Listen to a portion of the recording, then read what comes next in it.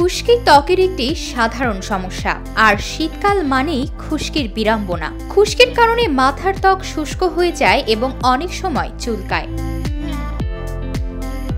কিন্তু শীতকালে খুশকি বেশি হয় কেন, আর এটি দূর করার উপায়টাই বাকি? চলুন জেনে নেওয়া যাক। ব্রিটেনের জাতীয় স্বাস্থ্যসেবা তথ্য অনুযায়ী খুশকির কারণে মাথার ত্বকে সাদা রঙের আঁশ বা চামড়ার মতো পরত ওঠে। এগুলো চামড়ার সাথে কিংবা চুলে থাকে। শীতকালে বাতাসের আর্দ্রতা কম থাকায় খুশকি বেশি হয়। শীতকালে শুষ্কতার কারণে চামড়া শুকিয়ে যায়, পুরনো চামড়া উঠে নতুন চামড়া তৈরি হতে থাকে। আর এই মৃত চামড়া বা কোষগুলোকেই আমরা খুশকি হিসেবে দেখতে পাই। শীতকালে পানির প্রবণতাও কমে যায়, এতে মাথার ত্বক আরো শুষ্ক হয়।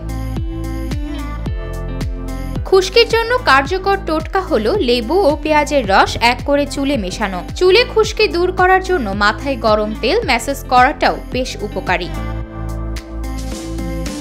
প্রতিদিন চুলে শ্যাম্পু ব্যবহার না করে সপ্তাহে 2 বার দেওয়া ভালো। তবে খুশকির সমস্যা বেশি হলে অবশ্যই চিকিৎসকের পরামর্শ নেওয়া উচিত। শীতকালে অনেকেরই চুল রুক্ষ হয়ে যায় এবং এক ধরনের চিটচিটে ভাবও চলে আসে। এতে অনেক সময় চুলের আগা ফেটে যায়। এই সমস্যা থেকে মুক্তি পেতে রাতে ঘুমাতে যাওয়ার আগে চুলে নারকেল তেল বা অলিভ অয়েল গরম করে ম্যাসাজ করে নিতে পারেন।